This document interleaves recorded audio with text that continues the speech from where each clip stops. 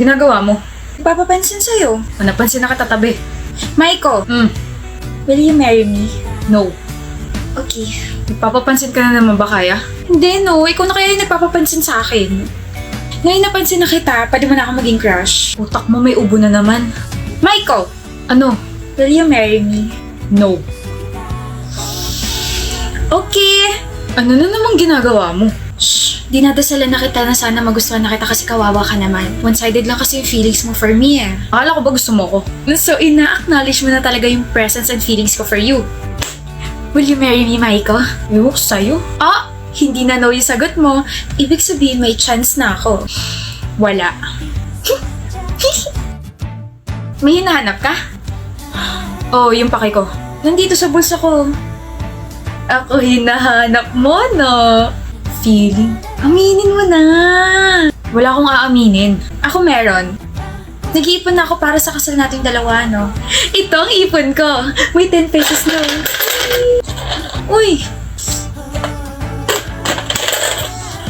110 pesos na. Good luck sa pag-iipon natin. Maiko, Hmm, will you marry me? maybe.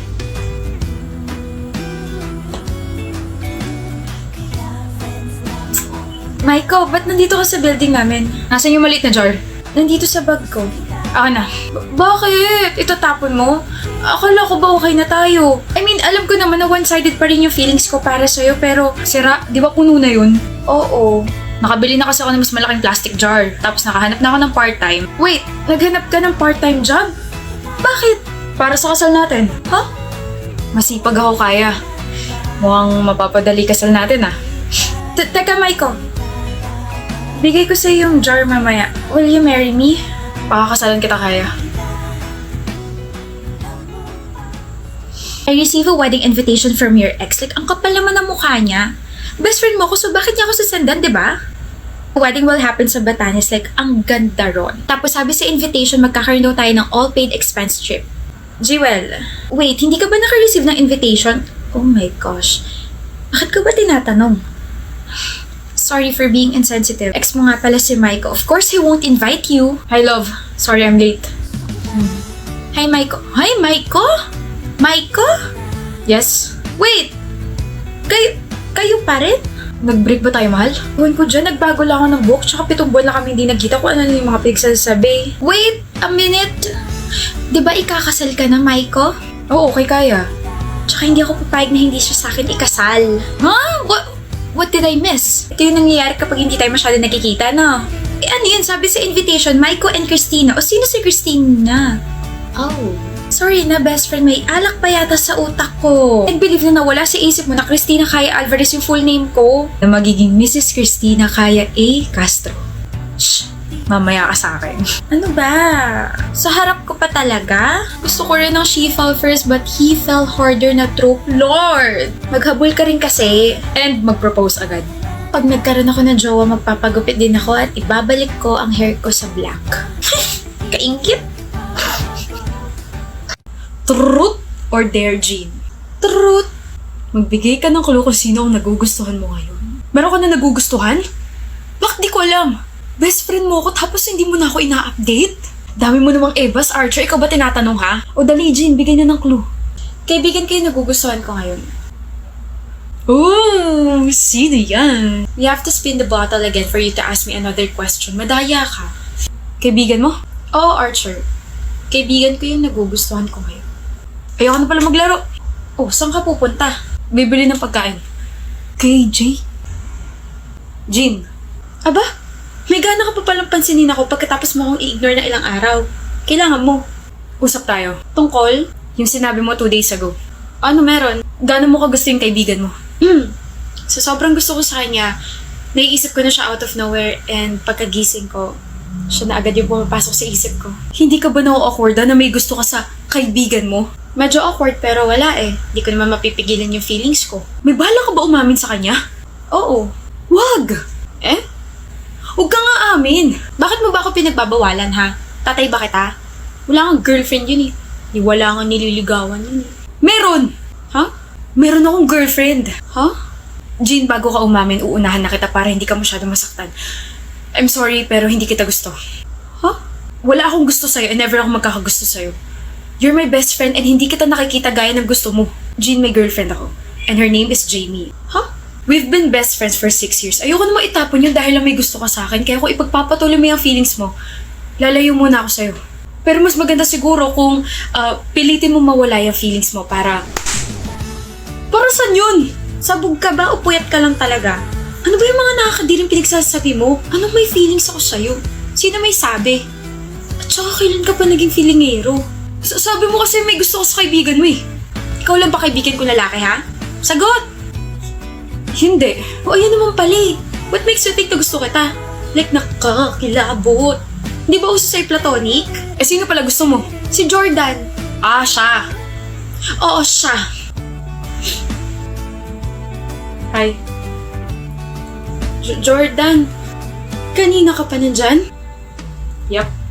I told you pare. May chance ka rito sa best friend ko kasi may gusto rin siya sa'yo. Huh? May gusto ka rin sa akin? Oh, wait. Archer? You set me up? O tama ka. Sinetap kita para umamin ka. Tapos before nating mag-usap, sinabi ko kay Jordan na makinig siya. Sorry, Jean. Hindi lang dapat ako yung may love life. Dapat pati ikaw. BFF goals, ganun. Hayop ka. Love you as friend. Go get that love flag. Jordan, Gusto mo pala ako, ha? gusto mo rin daw ako, ha? Tama yun. Oh my gulay. Seryoso ba? Seryoso ako sa'yo. Ang cringe nyo. Nandito ka pa? Mabuhay ang friends to lovers trope! Bye. Maliw na talaga siya. Pero siya ang may dahilan kung bakit nandito tayo ngayon sa sitwasyon na to.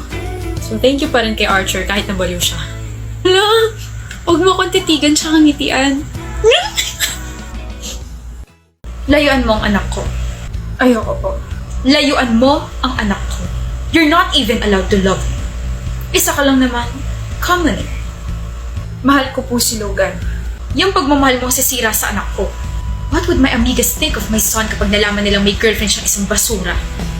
Nakakahiya. Malinis po ang intensyon ko, tita. Do not call me tita. Nakakadiri. Sorry po. 500,000 pesos. Cash. Layuan mo ang anak ko. Grabe ka naman po. Hindi naman po nabibili yung pagmamahal ko para sa anak ninyo. Dagdagan ko pa ba? 750,000 pesos. Malaki na yan para sa isang katulad mo. I heard may sakit yung tatay mo. Kailangan mo yan. Be practical. Madam, Marami pang iba dyan, Ophelia. At kilala ko ang anak ko. He won't settle for someone like you. Tatanggapin mo ba? 2 milyon. Kapalit ng paglayo ko sa anak ninyo. Shameless! Okay. Expect the money tomorrow. Ihahatid ng bodyguard ko sa bahay ninyo. Makakaalis ka na. Logan, Ophelia, mahal. Totoo ba? Tinanggap mo yung pera? I'm sorry. Kailangan ko ng pera eh. Kailangan natin ng pera. Di ba magtatanan tayo? Uto-uto talaga yung nanay mo. Akala niya may sakit si tatay, pero ang totoo, wala naman na talaga akong tatay, Diyos ko. Magkano in-offer sa'yo? 500K. Tapos ginawa niya 750, pero sabi ko gusto ko ng 2 million. Ang laking pera na nun para makapagsimula tayo, di ba? Anyway, bukas niya pa mabibigay yung pera, kaya stay low-key ka muna ha. Huwag kang papahalta, tapos kapag nabigay na, saka ka na pumunta rito, tapos umalis na tayo papunta ibang bansa. Akala mo talaga makikipagtanan ako sa isang gold digger? Ano? Akala mo, hindi ko alam? Alam mo ano? Na mahilig ka makipagrelasyon sa taong mapera na may pamilyang alam mong kaaayawan ka. Kapag nakuha mo na yung pera sa kanila, iiwan mo na yung taong mahal mo. Logan, nauto ko na may mama mo.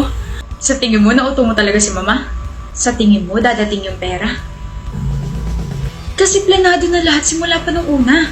From our first meeting to my mom's fake evil attitude. Galing, di ba? Pero naalala mo si Lorenzo? Yung huling biktima mo? Kaibigan ko yun. You know, it's payback time. Mahal kita. Mahal mo pera namin, Ophelia. Ibigay niya yung 2 milyon. Pinaghirapan ko yun. Pinaghirapan? Don't worry. I left 200 pesos in your bank account. 200 pesos? Pampalubag loob. At least may nakuha ka, di ba?